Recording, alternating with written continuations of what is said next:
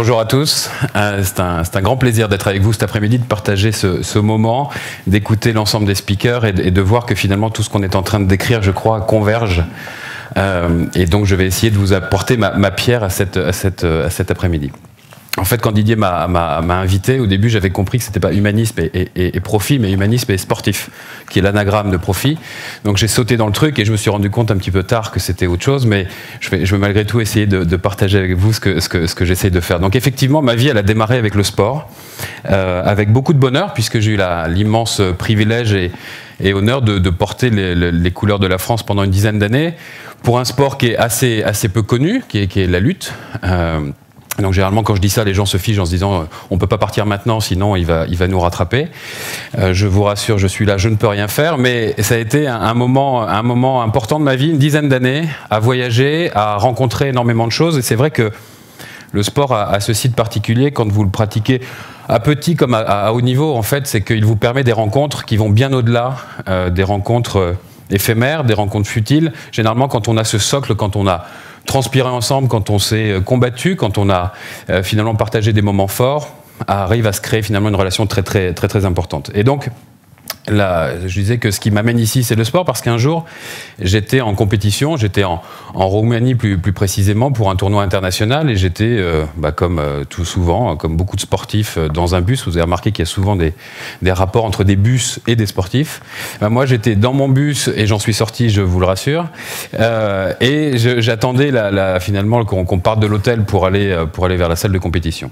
Et puis, à quelques mètres de moi, dans la rue, donc on est à Bucarest, début des années 90, je voyais des gamins, des enfants de la rue vraisemblablement, sans doute entre 7 et 10 ans, qui étaient en train de farfouiller je ne sais pas quoi derrière les voitures. Et donc en observant ça de plus près, je me suis rendu compte à un moment donné que ces gamins étaient en train de mettre en fait de la mie de pain dans les pots d'échappement des voitures, et qu'en fait au moment où les voitures démarraient et que les hydrocarbures étaient captés par la mie de pain, il leur suffisait d'attraper ça, de l'ingérer, et ils se prenaient un shoot phénoménal pour pas grand-chose. À ce moment-là, il était assez important pour moi parce qu'entre ma condition extrêmement privilégiée et en même temps assez futile de sportif, autocentré, qui fait attention à son poids, à ses performances, à son entraînement, à finalement quelque chose de pas très important, et puis ce qui se passait à 5 mètres de moi, je me suis dit que là, il y avait quelque chose à faire et je ne pouvais pas rester complètement insensible avec ça. Je suis parti, je suis rentré à Paris, avec cette image qui est restée très forte, et la question forcément s'est posée de ce que je voulais faire. Et donc j'étais à l'époque étudiant à l'ESCP, j'ai commencé à m'impliquer dans pas mal d'associations dans l'école, mais surtout en dehors de l'école, de réinsertion par le sport. Et puis ça m'a donné envie, à l'issue de mes études, non pas de créer une start-up en 99 comme beaucoup de mes copains, mais plutôt de créer une start-up sociale qui est Sport sans frontières, et qui était à l'époque la première ONG en Europe qui travaillait sur les questions d'éducation et de réinsertion par le sport. Donc j'ai commencé à développer ça s'est relativement bien développé. Et puis, malgré tout, quand j'allais voir des partenaires, lorsque j'allais voir des ministères, lorsque j'allais voir des gens pour qu'ils m'aident à développer l'organisation, je me heurtais à des incompréhensions, des gens qui me disaient mais le sport, à quoi ça sert, est-ce que c'est si important, etc. Et puis l'humanitaire, c'est d'abord du logement, de la nourriture, de l'éducation. Et donc je me heurtais malgré tout à une incompréhension sur le modèle, et c'est à peu près à ce moment-là que j'ai croisé la route d'Ashoka, cette organisation au nom un peu bizarre, qui est venue et qui m'a dit « tu as une tête d'entrepreneur social ». Je dis « ah bon, j'ai une tête d'entrepreneur social ». Je savais a priori pas comment le prendre. Et en fait, on m'a expliqué qu'un entrepreneur social, c'était quelqu'un d'extrêmement innovant, qui était porteur d'une innovation sociale, qui était plutôt têtu, qui était plutôt engagé et qui savait ce qu'il voulait, mais c'était quelqu'un qui nageait plutôt à contre-courant. Et que ça allait pas être facile, mais que finalement, à l'instar des business angels dans le monde du business, Ashoka avait pour mission d'aider et d'accompagner des entrepreneurs sociaux en France. Je vous dis génial, c'est exactement ce qu'il me faut, de l'argent, des réseaux, des moyens supplémentaires pour développer mon action.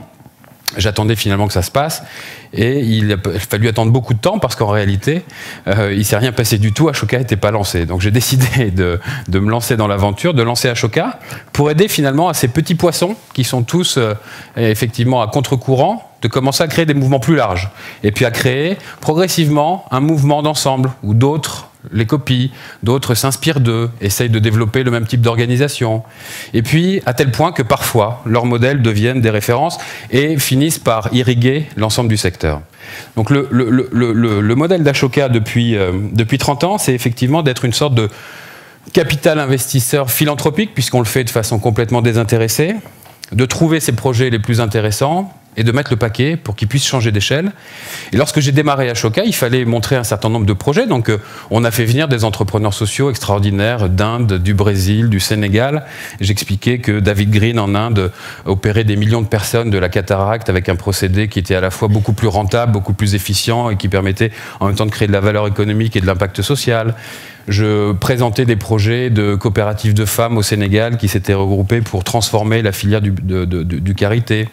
Ou d'autres qui, au Brésil, permettaient à des centaines de milliers de jeunes d'avoir accès à l'informatique, à l'Internet et d'acquérir des compétences évidentes au XXIe siècle. Donc, le démarrage d'Ashoka, ça a été la présentation de projets. Et très souvent, on me disait, oui, c'est super, c'est formidable ce qu'ils font en Inde, au Brésil ou ailleurs, mais finalement, est-ce qu'en France, il y a besoin d'entrepreneurs sociaux?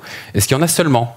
On a parlé tout à l'heure de l'État régalien. C'est vrai qu'on a souvent tendance à penser que les problèmes sociétaux chez nous doivent être pris en charge d'abord par la sphère publique et que finalement, la société civile, ce n'est pas vraiment son boulot.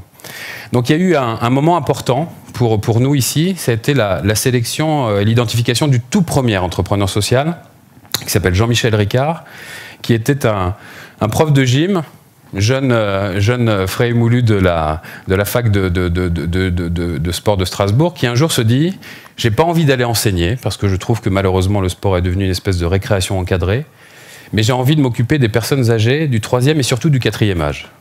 Et quand il vous explique ça, il vous explique qu'en fait, c'était venu pour plein de raisons, parce qu'ils avaient fait des stages dans des maisons de retraite, parce que sans doute ils étaient aussi touchés par des situations familiales particulières, et qui s'étaient dit que face à la problématique des personnes âgées en France, il y avait sans doute quelque chose à faire avec une activité physique adaptée aux pathologies des seniors. Si vous vous rappelez bien, il a fallu quasiment attendre 2003 ou 2006 pour se rendre compte qu'il y avait des centaines de milliers de personnes en France, des personnes âgées, qui étaient complètement isolées, complètement livrées à elles-mêmes et qui, malheureusement pour certaines d'entre elles, sont décédées pendant les canicules.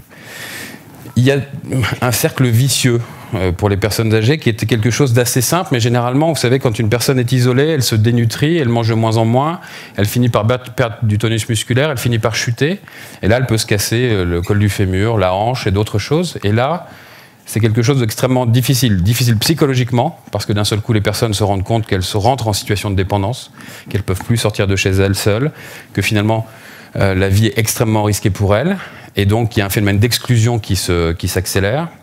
Et puis il y a un impact économique majeur, puisque le coût de prise en charge d'une fracture du col du fémur, entre le moment où vous chutez, les pompiers viennent, et puis vous revenez chez vous quelques semaines après, il s'est passé 40, 50, 70 000 euros entre les deux. Si vous multipliez par le nombre de personnes qui subissent ça chaque année, ce sont des milliards et des milliards d'euros qui chaque année sont finalement perdus, entre guillemets, alors qu'on pourrait éviter que ces personnes ne chutent.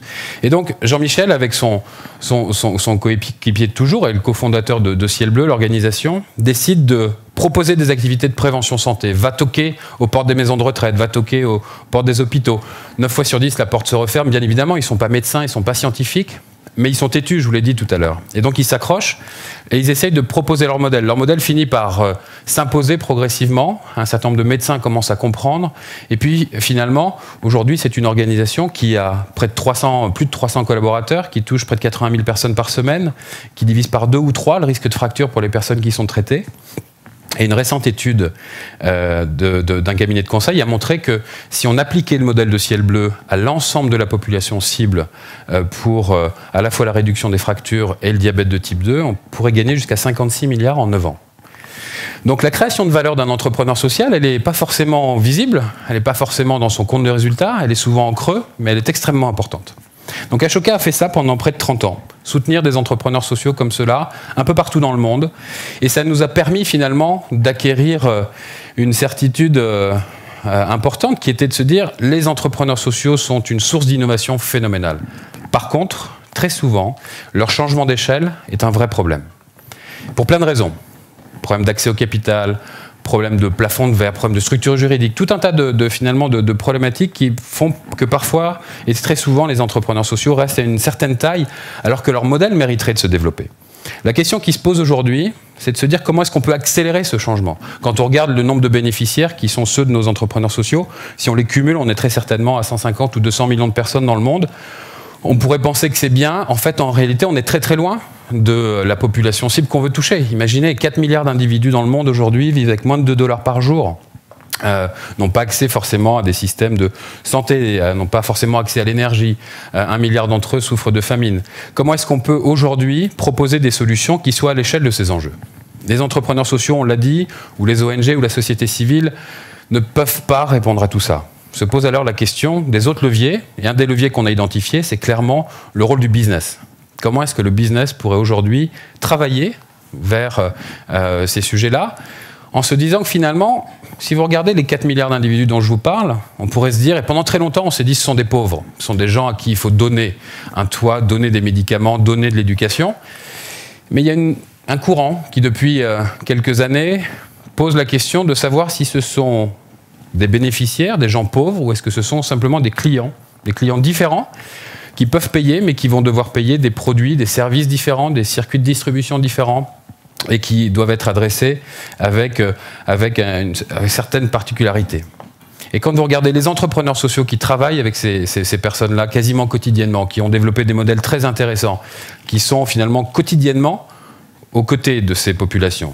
Et si vous prenez de l'autre côté le monde du business, qui a les process, qui a la puissance financière, qui a les capitaux pour développer ce type d'activité, vous vous rendez compte que si vous arriviez à hybrider les deux, alors vous inventeriez des modèles hybrides, nouveaux, qui permettraient très certainement d'aller bien au-delà de ce que chacun pourrait faire individuellement. Notre métier aujourd'hui donc est en train d'évoluer. On va aller depuis la sélection d'entrepreneurs sociaux très innovants jusqu'à des processus d'hybridation entre social et business sur des grandes problématiques de société. Prenez le logement, prenez la santé, prenez l'accès à la nutrition. Ce sont finalement des opportunités extrêmement intéressantes. Et quand on les regarde, et quand on regarde le chiffrage de ces opportunités, on se rend compte que ce sont des opportunités de marché très importantes. Si vous regardez en fait les chiffres qu'on va nous passer maintenant, vous allez vous rendre compte que en fait, ce sont aujourd'hui potentiellement plusieurs milliers de milliards de dollars qui sont aujourd'hui inexplorés parce qu'encore une fois, les chaînes de valeur du business ou les chaînes de valeur des entrepreneurs sociaux ne peuvent pas les adresser. Si vous regardez dans le champ de la santé, du logement, l'accès à la nutrition, aujourd'hui, il y a un potentiel extraordinaire pour peu qu'on accepte de penser que les grands défis de société sont en réalité de très très belles opportunités, non pas uniquement de business, mais de réconciliation entre le social et la création de valeur économique. Voilà ce que moi j'avais envie de partager avec vous aujourd'hui. Encore une fois, vous l'aurez compris, on peut être optimiste. Ce qu'on a entendu tout à l'heure, quand on voit la capacité créative des individus, quand on voit l'intérêt croissant des entreprises aujourd'hui pour quelque chose qui va bien au-delà de la création de valeur économique, la nécessité finalement pour ces entreprises de se réinventer, parce qu'encore une fois, les entreprises de demain seront des entreprises dans lesquelles on n'attirera finalement que des gens qui s'accomplissent, qui s'épanouissent et qui ne font pas ça uniquement pour créer de la valeur économique, mais véritablement pour suivre une vision de société et pour avoir un impact plus global. Donc ces deux secteurs sont en train de converger. À nous d'accélérer cette convergence, parce qu'on n'a plus le temps d'attendre. Il nous faut inventer ces nouveaux modèles. Ces nouveaux modèles, ils sont là, ils nous tendent les bras, ils nous attendent, ils sont accessibles à une seule condition. La condition que vous, que moi, que nos enfants, dans nos entreprises, dans nos organisations, dans nos gouvernements, on décide d'aller au-delà de nos peurs, on décide d'aller vers l'autre et on décide d'être des acteurs de changement. Merci.